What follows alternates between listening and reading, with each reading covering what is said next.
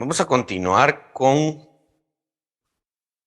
nuestro estudio del pecado. Esta sería la lección número 6 ya. Ya casi todas las lecciones han estado en YouTube. Si alguien de ustedes se ha estado perdiendo algunas, por favor, les animo a que se pongan al día. Este es un tema que para mí como pastor es bien importante, de verdad. Eh, si yo no tomo esto en serio con los miembros de mi congregación, realmente no estoy haciendo bien mi labor pastoral, ¿sí? Y no es solo para que yo haga mi labor pastoral, sino que al contrario, ¿no? El tema del pecado, cada uno de nosotros lo debe conocer y debe, como dice la Escritura, examinarse a sí mismo, ¿no? No a la luz de lo que yo enseñe, sino que a la luz de lo que la Biblia dice. Y creemos que la Biblia habla de que el pecado es un asunto muy serio, ¿no?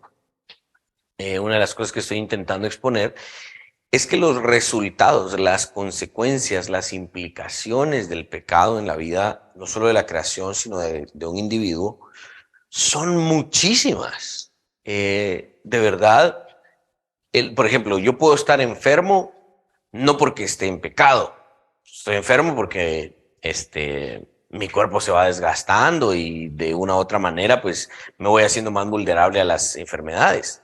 Pero lo que sí puedo decir es que la enfermedad en el mundo está presente porque una vez entró el pecado en el mundo. Entonces, eh, eh, no solamente eso, sino que nuestra salud mental, emocional, mis relaciones con mi esposa, con mis hijos, con otras personas, mis finanzas, el tema que se les ocurra a ustedes de una u otra manera está tocado por el pecado o está a merced del pecado.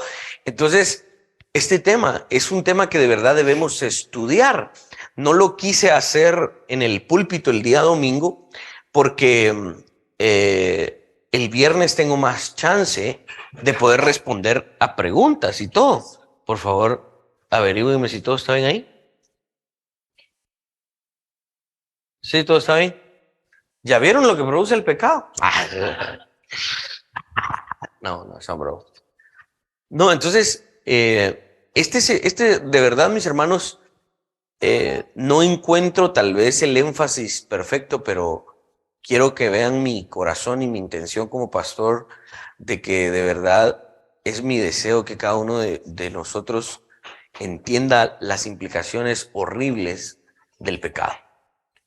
El tema que vamos a tratar hoy se titula El dolor del pecado, ¿sí? Y voy a iniciar con el texto de 2 a los Corintios 7, verso 10, y dice la nueva versión, la nueva Biblia de las Américas, dice, porque la tristeza que es conforme a la voluntad de Dios produce un arrepentimiento. Quiero volver a leer esa primera frase. La tristeza que es conforme a la voluntad de Dios produce un arrepentimiento que conduce a la salvación, sin dejar pesar, ¿ok? Por eso escogí esta versión, porque nos ayuda a entender un poquito mejor que la Reina Valera. Dice, sin dejar pesar. Eso quiere decir que la tristeza que Dios nos permite tener por nuestro pecado es una tristeza o un dolor, como lo titulamos, que nos guía al arrepentimiento y por consiguiente a la salvación. Pero esa tristeza no es un pesar perpetuo, no es un pesar de remordimiento constante en el corazón y de culpabilidad constante, porque si no, ese dolor, ese pesar, esa culpa probaría que el sacrificio de Cristo no fue suficiente, pero el sacrificio de Cristo quitó incluso nuestras culpas, quitó nuestro pesar. Y de ahí el contraste que pone Pablo, dice, pero la tristeza del mundo produce muerte. Hoy vamos a hablar sobre el dolor que el pecado nos produce, incluso siendo creyentes. Cuando pecamos, nos duele. Y hay un dolor que no debemos ignorar y de hecho es un dolor que debemos aprender a manejar. desde la perspectiva bíblica.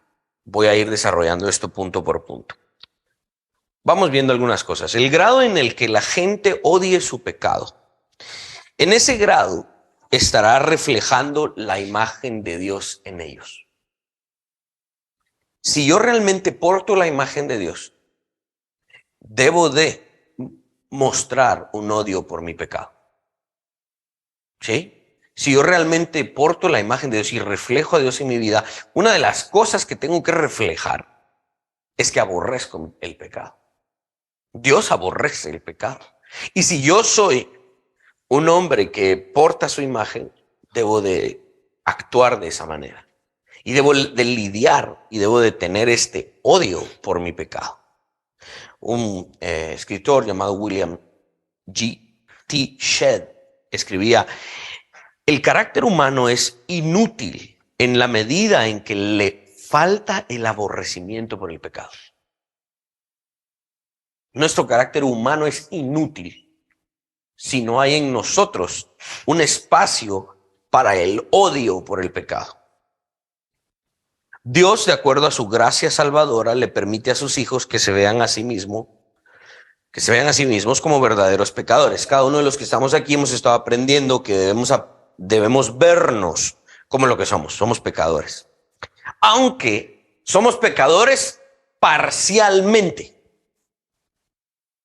No somos pecadores contundentes que vivimos en nuestro pecado de tal manera que acarreamos condenación eterna. No, somos pecadores arrepentidos, por lo tanto pecamos parcialmente.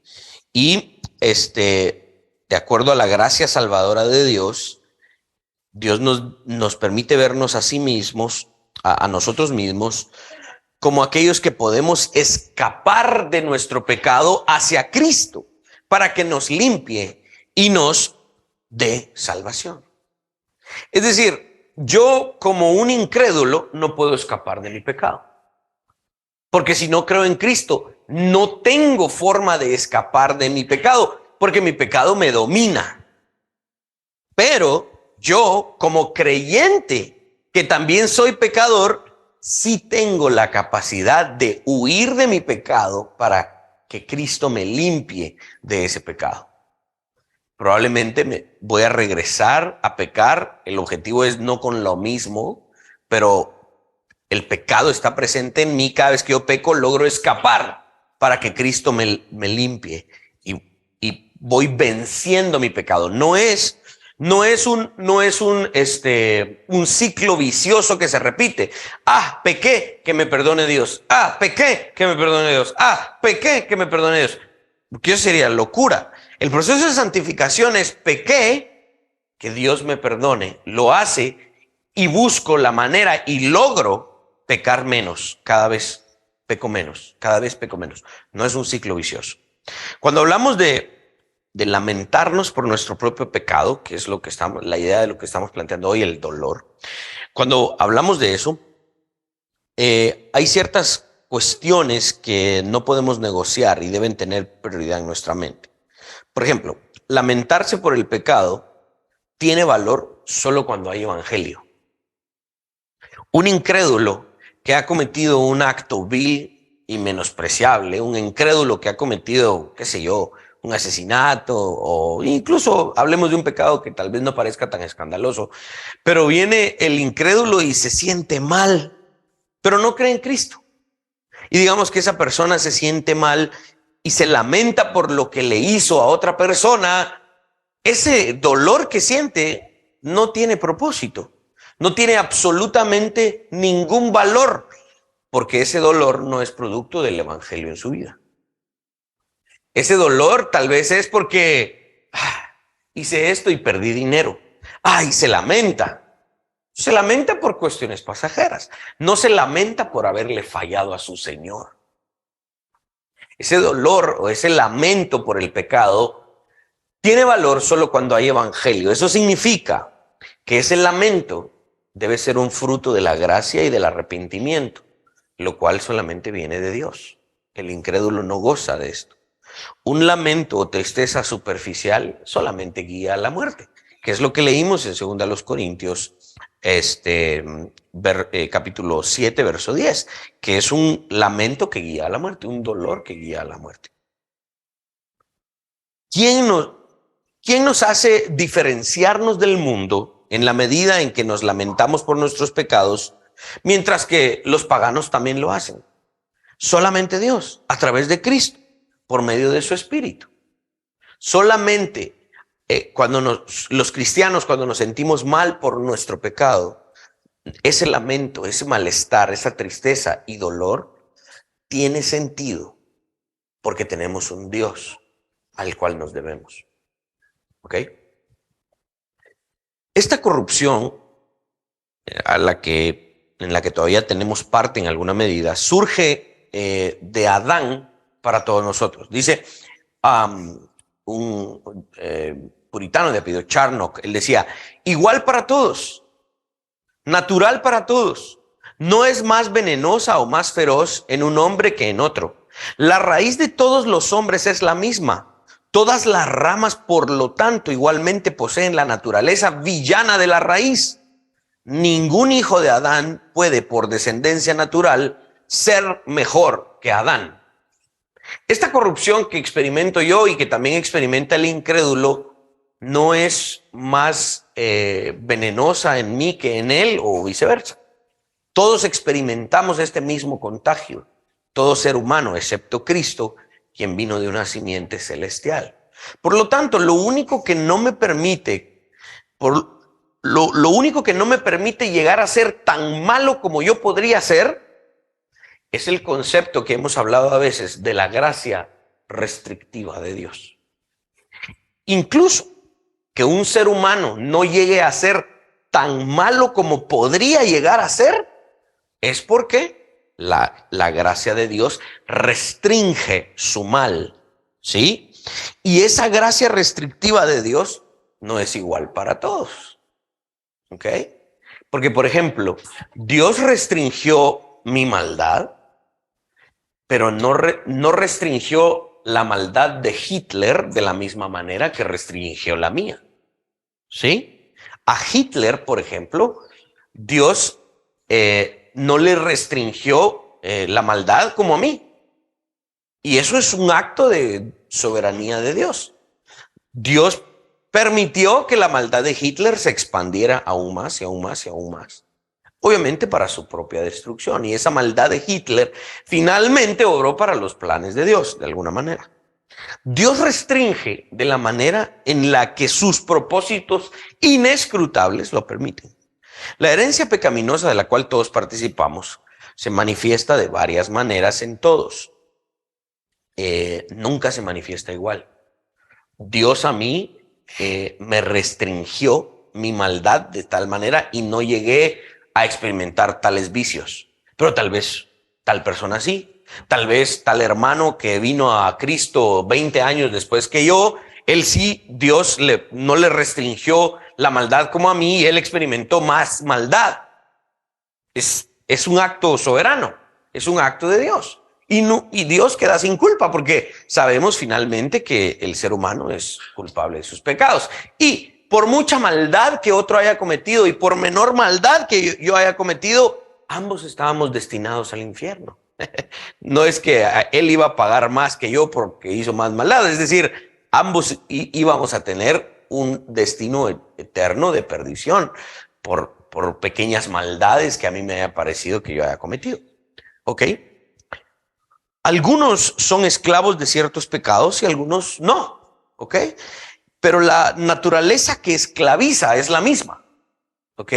Yo soy esclavo de tal pecado y tal vez ustedes no, pero ambos pecados de los cuales somos esclavos provienen de la misma raíz venenosa de la cual todos experimentamos. Sin embargo, como resultado de todo esto, todos, este es el punto al que quiero enfatizar, todos estamos y somos propensos a cometer pecados. Conforme pudiésemos pensar en las personas más malvadas que han existido y aún nos asombremos de la inmensa maldad que han cometido, ¿no? De repente yo me pongo a ver a veces ¿cómo se llama? El criminal más peligroso en la historia de Japón, qué sé yo, salió un video por ahí y empiezan a hablar de las barbaridades que el cuate hizo, hay que se escapó de 6 cárceles diferentes y un montón de cosas que puedo ver yo en un video, qué sé yo, ¿no? Y yo me puedo asombrar a la gran ese cuate si era malo, ¿verdad? Pero debo recordar una cosa, esa maldad que a mí me asombra de él, finalmente proviene de la misma raíz en la cual mi maldad también proviene. Al final del día yo no soy tan diferente a él en la raíz de mi maldad. Ambos compartimos eso. Solo Dios puede curarnos de esto, ¿sí? Solo Dios puede guardarnos de eso. ¿Y cómo lo hace Dios? Lo hace como Él desea, ¿ok? La gracia de Dios es dada gratuitamente, ¿sí? Pero también obra de maneras distintas. La gracia que restringe obra de maneras distintas en el proceso de restricción de la maldad de toda la gente. Y también aquella gracia y el poder del Espíritu que nos santifica a los creyentes obra de manera diferente en todos nosotros. No todos somos iguales en nuestro proceso de santificación, ¿sí? Pero todos compartimos la misma designación o categoría. Todos los que estamos aquí nos hemos arrepentido de nuestros pecados. A todos la Biblia nos llama santos, pero nuestro proceso de santificación puede que sea diferente, ¿sí? Algunos llevan un proceso de santificación más adelantado que otros, ¿verdad? Algunos vamos ahí más o menos. Eddie, Dani, aquí sí están mal, ¿verdad? No hay modo que avancen. Son mentiras. Pero el punto es que todos tenemos un proceso de santificación distinto, ¿verdad? Y compartimos el mismo título, todos somos santos, porque esa es la designación o categoría que la Biblia nos da, porque hemos creído en Cristo. Charnock sigue escribiendo, el mejor de los hombres tiene el peor de los pecados en su naturaleza, aunque por gracia este no lo tiene en su práctica. Eso es solo por la gracia de Dios. O sea, yo realmente puedo llegar a ser tan malo como el peor de los criminales que ustedes conozcan. Yo tengo esa capacidad de llegar a ser tan malo, pero Dios en su gracia restrictiva y por su gracia que santifica, no me permite llegar a esa maldad. Por su gracia no lo tengo en mi práctica. Pero no me puedo dormir en mis laureles porque esa maldad reside allí. ¿Ok? ¿Nos refrenamos hoy de asesinar a alguien? Máximo en este tráfico que se hizo hoy. Sí, nos refrenamos. ¿Cómo nos refrenamos? ¿Quién nos restringió de no asesinar a alguien en nuestro arrebato? Dios lo hizo. Dios nos guardó de eso. A la luz de esto, quiero que veamos este punto. El lamento individual. Mientras somos perdonados gloriosamente en Cristo en esta vida, siempre vamos a lamentar el pecado que permanece en nosotros. Van a haber días, semanas en las que ustedes se van a lamentar y espero que hayan experimentado esto. Hay un dolor que experimentamos los cristianos, un dolor que es bien difícil de manejar porque yo soy cristiano, a veces digo yo soy pastor, yo conozco la Biblia, ¿por qué he pecado otra vez en estas cosas? Y duele y me lamento. Y me duele la idea de que a pesar de ser hijo de Dios, yo todavía esté luchando con estos asuntos. Es un lamento individual. Que voy a intentar hacer el caso de que es algo que debemos aprender a manejar. Porque finalmente es algo bueno. Porque si a mí no me duele el pecado que cometo, entonces no soy un creyente. Si a mí no me molesta, a mí no me lastima, si yo no me lamento por lo que he hecho, he dicho, he pensado, entonces yo no soy un creyente. Ese lamento es un síntoma de que yo creo en Jesucristo. Es un síntoma de que de verdad el pecado es algo que no debiese estar en mí y me molesta y por lo tanto me lamento. La Biblia tiene abundantes ejemplos de esto, ¿ok? Del lamento por los pecados, los profundos lamentos de David, los más grandes lamentos de David están registrados en algunos de los salmos, en el Salmo 51 más que todo. Fue la época en la que más él se sintió como cucaracha, ¿verdad? Por los pecados que cometió. A veces la Biblia nos muestra lamentos de algunos personajes bíblicos que no confiesan directamente, pero la idea está presente. Por ejemplo, Jacob. Jacob decía en Génesis 32:10, menor soy que todas las misericordias y que toda la verdad que has usado para con tu siervo, pues con mi cayado pasé este Jordán y ahora estoy sobre 2 campamentos. Esta es la escena en donde Jacob está a punto de enfrentarse con su hermano Esaú después de muchos años.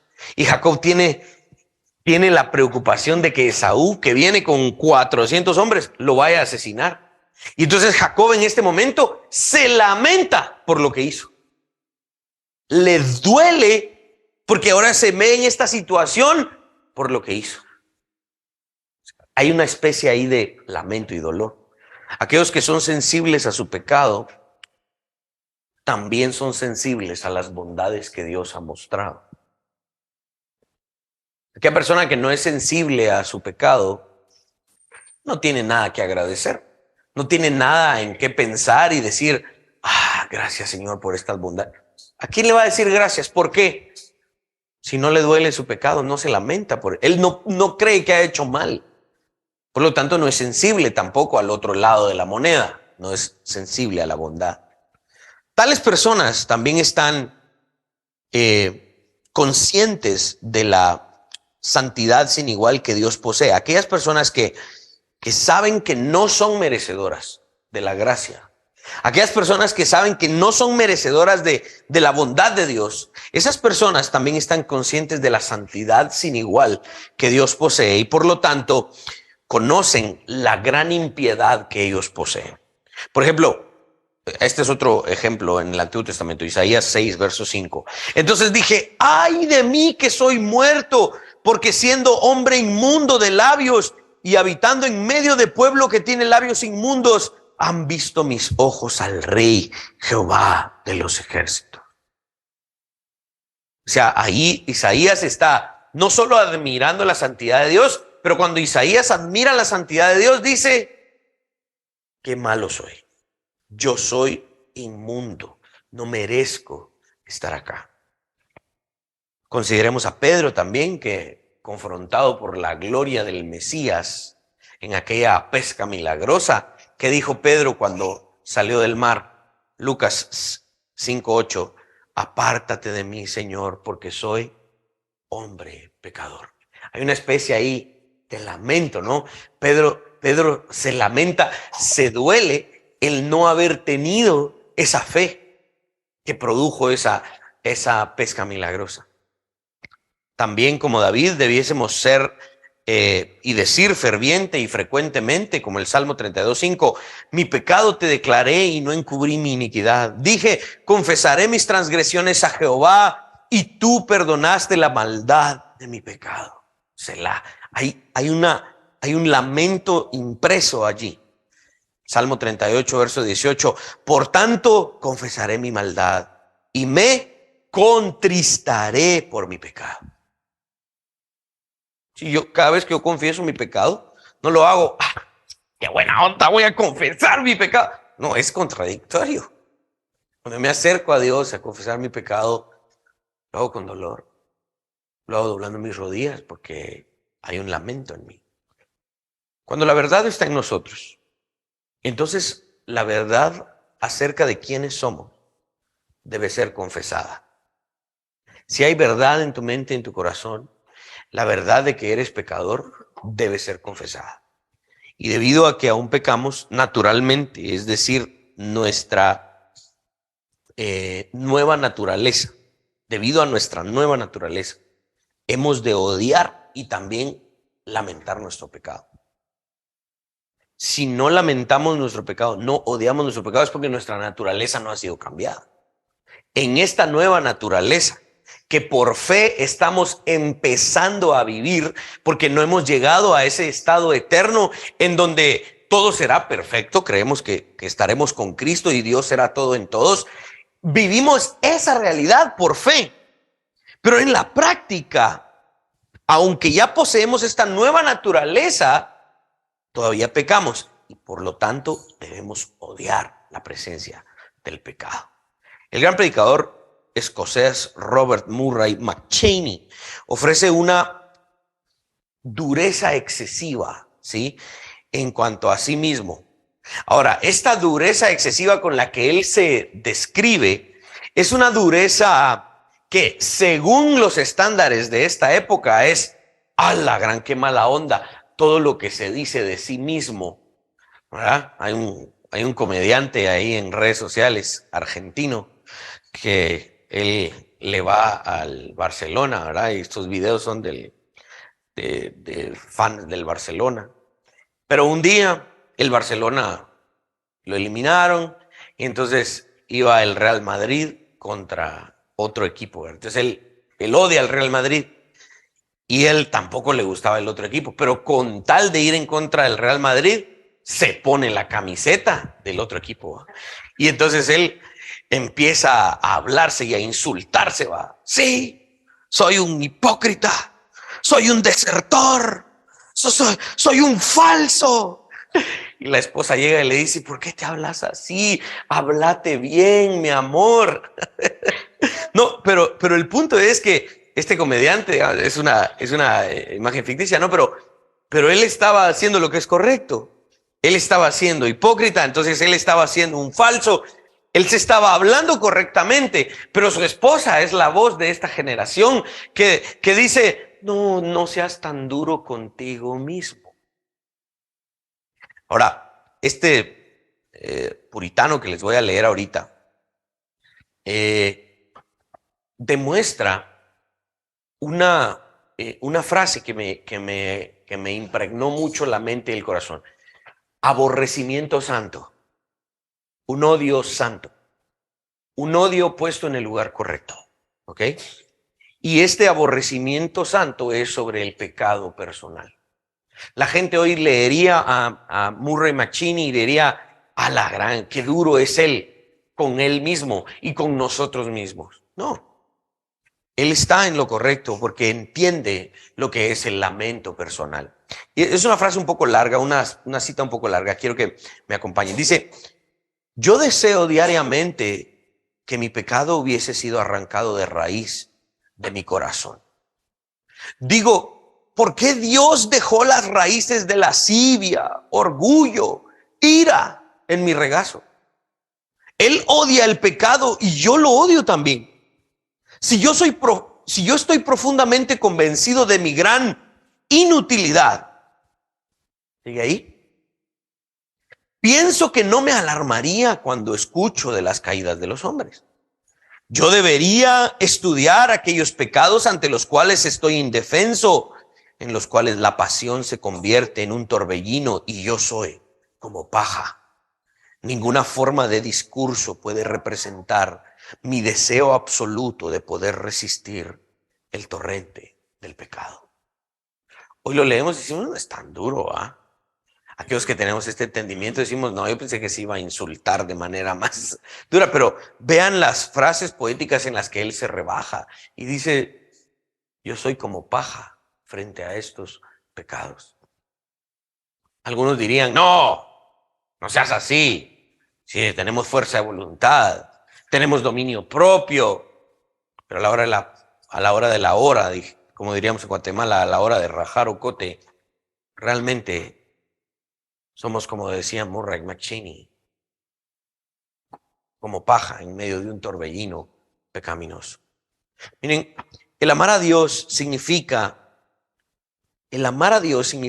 necesariamente aborrecer nuestro pecado. Si yo amo a Dios, debo de aborrecer mi pecado.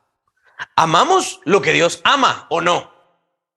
Se supone que soy su hijo. Entonces yo amo lo que Dios ama y por lo tanto yo odio lo que Dios odia. Yo aborrezco lo que Dios aborrece. Y si el pecado que reside en mí es algo que Dios aborrece, yo también lo debo aborrecer. Cuanto más amamos a Dios, más odiamos nuestro pecado. Y debido a que existe una permanencia del pecado en nuestros miembros, en nuestra vida, odiamos la presencia del pecado. Esto me lleva al siguiente punto para ir entendiendo el concepto de lo que hoy estamos desarrollando. Este lamento, este dolor, debe ser piadoso. ¿Qué significa? Es un lamento, un dolor que viene de Dios. Y por eso empecé con el verso de 2 Corintios 7:10. Es una tristeza que es conforme a la voluntad de Dios. Esto destruye todo aquel mensaje neopentecostal y de la doctrina de la ¿cómo se llama? De la prosperidad, que dice que tú eres, si tú viniste triste, te vas a ir feliz, y si en ti no hay lugar para la tristeza, en ti no hay lugar para el lamento, tú solamente tienes que sentirte feliz.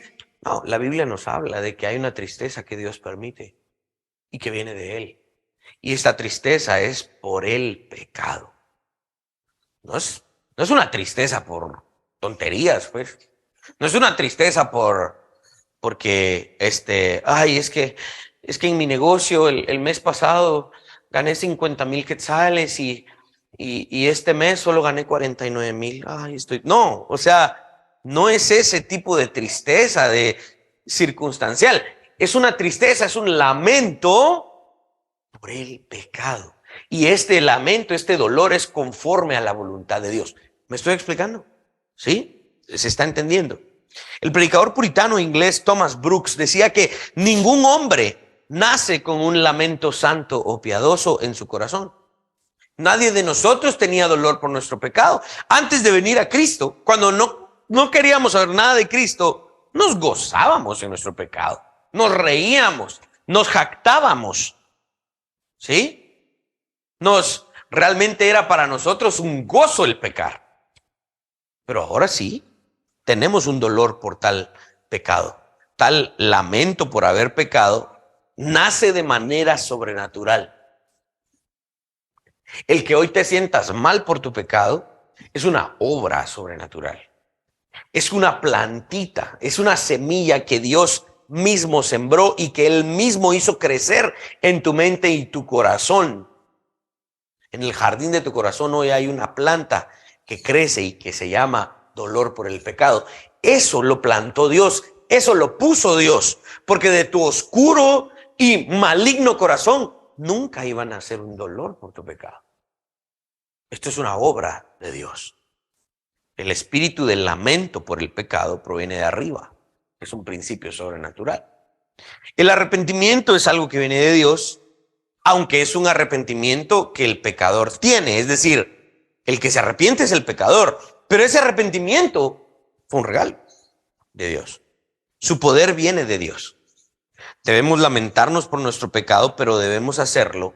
Y aquí le voy dando conclusión y forma al tema. Debemos hacer este lamento en un espíritu de arrepentimiento.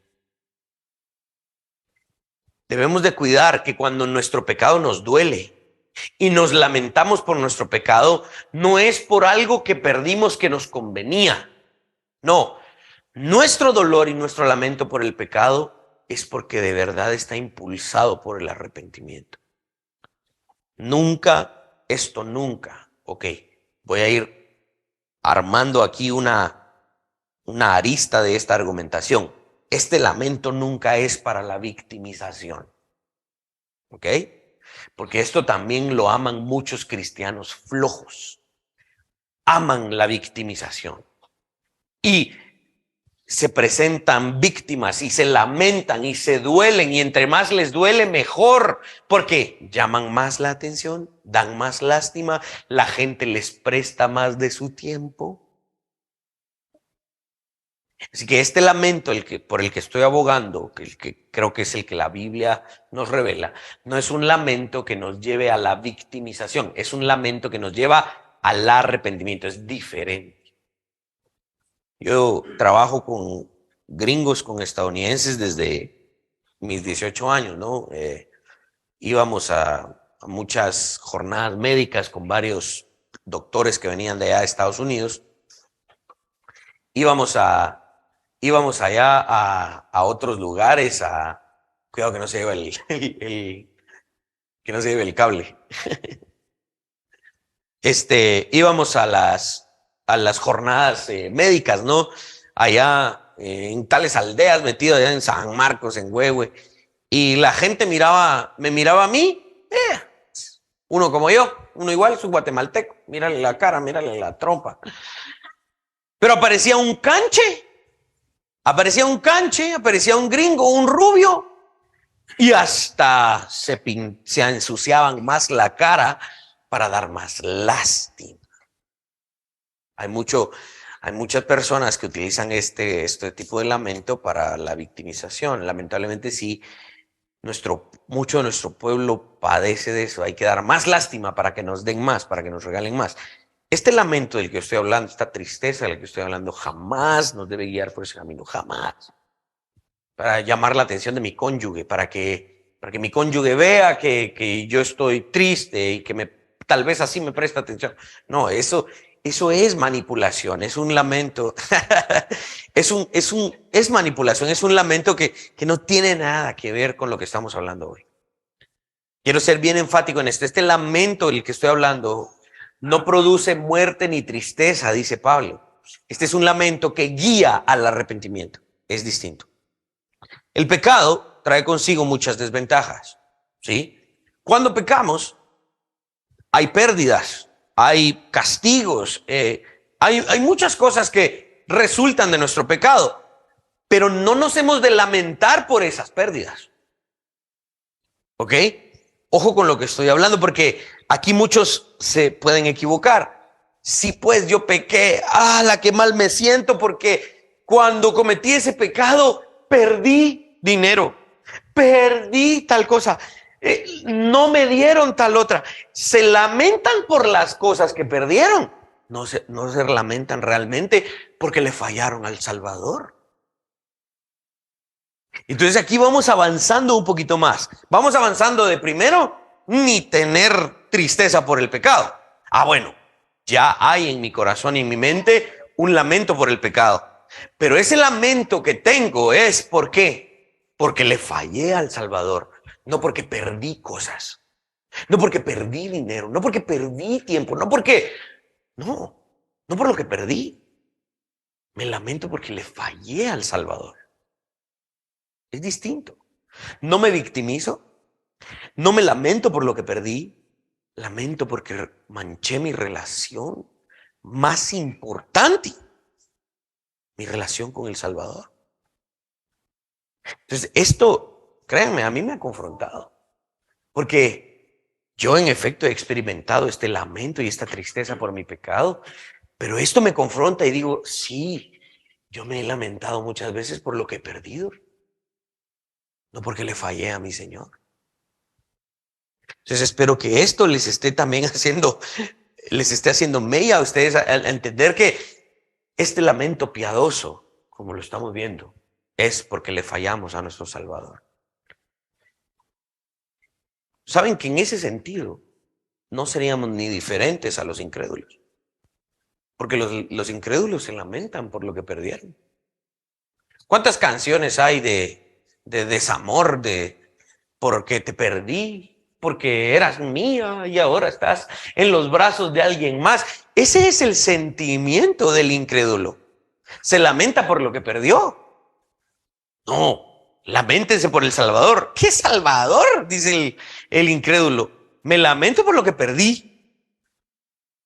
Si nos lamentamos siendo creyentes por lo que perdimos, no somos muy diferentes a los incrédulos. Esto es un llamado de atención muy serio, hermano. ¿Sí? Nos lamentamos por el hecho de haber pecado. Lo que perdí es merecido me lo tengo. Debería de haber perdido todo. Me lamento por el simple hecho de haber pecado. El lamento piadoso lleva al hombre ofensor más allá del Dios ofendido. Trasciende el dolor por las consecuencias del pecado desde el corazón, que la ofensa de uno es siempre contra Dios. Este es el punto. Mi ofensa es contra Dios. ¿Qué importa lo que perdí? Por eso bien Pablo decía, lo que he ganado lo tengo por pérdida. Yo realmente mi enfoque está en el Señor, en la persona de Jesucristo.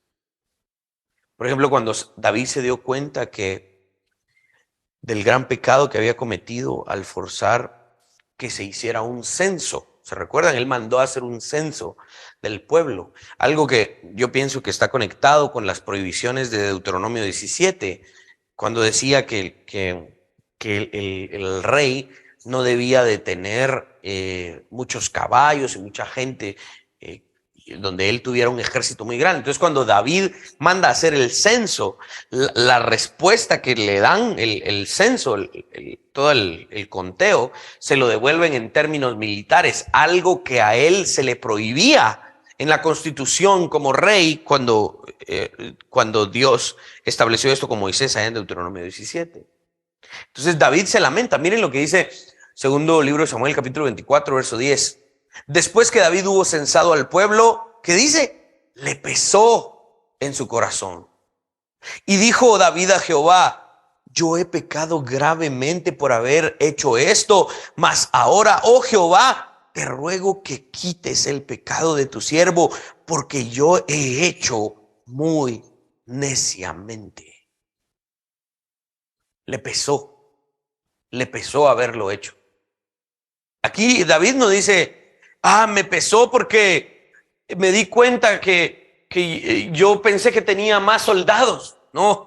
O porque se me fueron unos cuantos, o me pesó y me duele que mis generales estén enojados conmigo. No, a él le pesó haber hecho esto porque él maltrató su relación con Dios. Puso un obstáculo entre él y Dios, manchó esa intimidad que tenía con Dios. Eso es lo que él lamentó y le pesó. Debemos ser cuidadosos con el lamento por nuestro pecado. El punto central es el siguiente. Mark Jones escribe en su libro Conociendo el pecado, el lamento piadoso no solo viene del corazón, es genuino, también está bañado de humildad. Cuando yo me lamento por mi pecado, debo asegurarme de que en mi corazón hay humildad. ¿Qué es la humildad? La humildad es ponerme de acuerdo con Dios. Es entender quién tiene el primer lugar. Yo me siento mal, no por lo que perdí, sino porque entiendo mi lugar. Yo soy un hijo de Dios. Yo no merezco estar aquí y de todas maneras fallé. ¿Cómo pude hacer esto? Me siento mal por esto y me baño de humildad en el sentido de que reconozco mi lugar. El lamento por nuestro pecado nunca debe ser hecho con el objeto de crear una mejor imagen de nosotros mismos. Esto era lo que hacían los fariseos. Los fariseos llegaban a estos lugares y en las plazas gritaban, oh Señor, perdóname. Y querían que la gente los viera. Dice que demudaban sus rostros cuando ayunaban para dar lástima, para que los vieran que ellos estaban ayunando, que ellos querían generar en la gente ese sentimiento de lástima. Nuestro lamento nunca debe ser para ese tipo de cosas. Ellos hacían públicamente oraciones para demostrar su supuesto arrepentimiento. Cuando la gente iba al río Jordán a bautizarse con Juan el Bautista, Juan decía, ¿te arrepientes de tus pecados? Sí, me arrepiento. ¿Te sientes mal? Sí. Ok, te bautizo. Entonces los fariseos empezaron a caminar y dijeron, bueno, nosotros también nos vamos a bautizar porque toda la gente se está bautizando, nos vamos a bautizar. Momento, dice Juan, den frutos dignos de arrepentimiento. Juan sabía que los fariseos no se sentían mal por su pecado. Los fariseos no tenían un lamento por su pecado. Por lo tanto, Juan se rehusó a bautizarlos. Charnock nos sigue advirtiendo, el orgullo es una preparación para el juicio. Cuanto más orgulloso es el hombre, más simple y claro se convierte en un blanco para las flechas de la ira de Dios. Cuando aquellos que se lamentan por su pecado con el objeto de parecer más puros, con el objeto de que digan, miren a ese hermano sí es santo ustedes, porque miren él cómo llora por su pecado y cómo se lamenta y crea en la gente ese sentimiento y para que digan que es más puro, ¿no? Realmente ese orgullo los está elevando para ser más un blanco más sencillo para que la ira de Dios los quebrante. El contraste a este tipo de personas, Dios observa de cerca. Ojo con esto, porque esto es lo que dicen los salmos y también lo dicen los proverbios.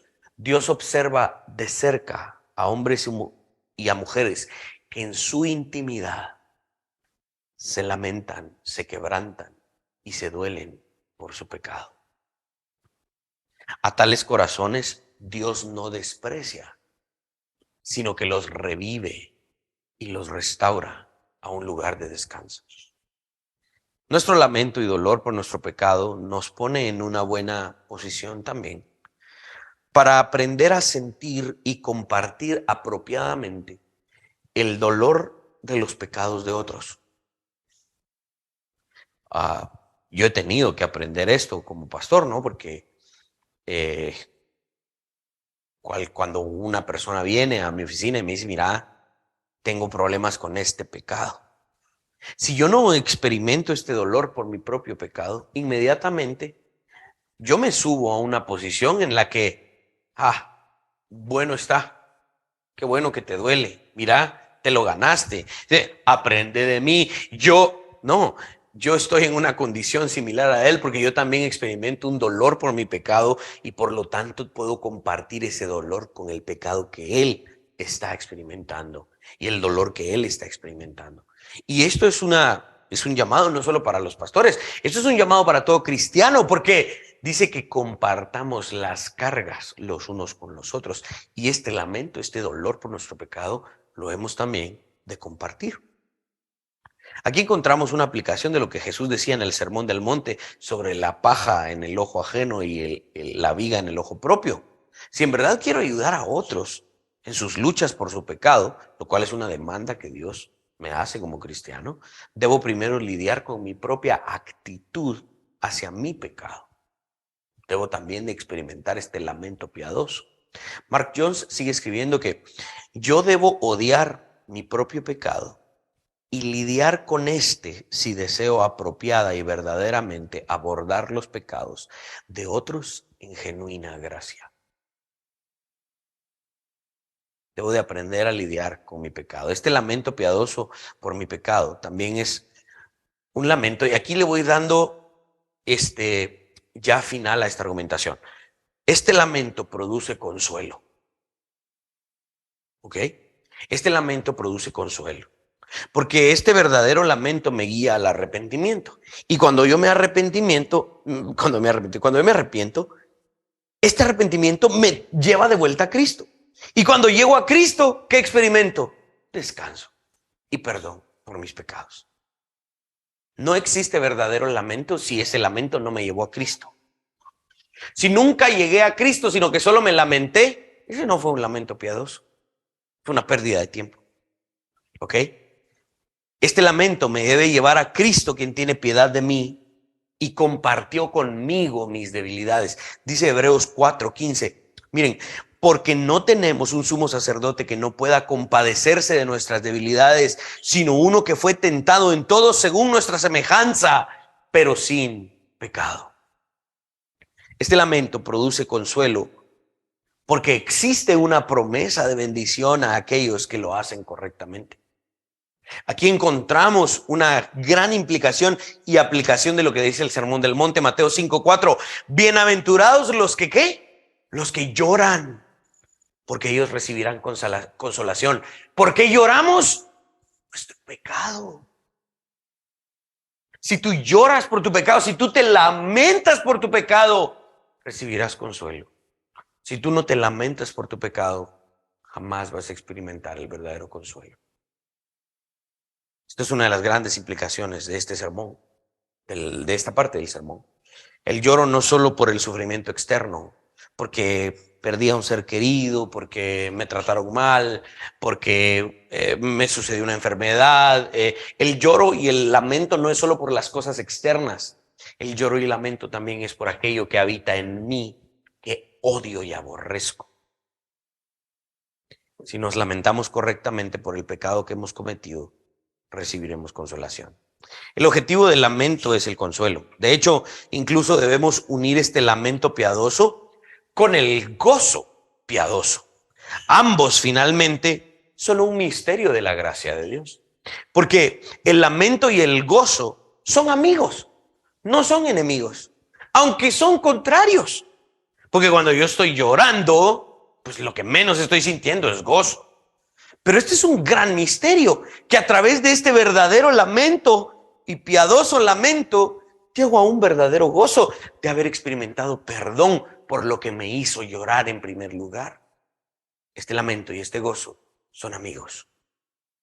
Thomas Brooks escribía: cuanto más alto se eleve el lamento piadoso, más altas se elevan las mareas de santo gozo. Sus gracias florecerán más para quienes más se lamenten evangélicamente. Entre más me lamento yo correctamente por mi pecado, más gozo tendré por el perdón que experimento. Este lamento debe ser por los pecados que consideramos grandes y también por los pecados que consideramos pequeños.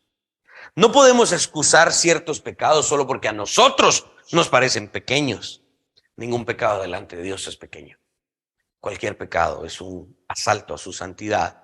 Jesús murió por todos nuestros pecados, por lo cual nos hemos de lamentar por todos nuestros pecados. Debemos confesar nuestros pecados particulares, tanto como nuestra pecaminosidad general delante de Dios. Yo confieso que he cometido ciertos pecados específicos, pero también admito y confieso que soy pecador, independientemente de los pecados que cometí. Confieso esta naturaleza maligna que habita en mí y aborrezco.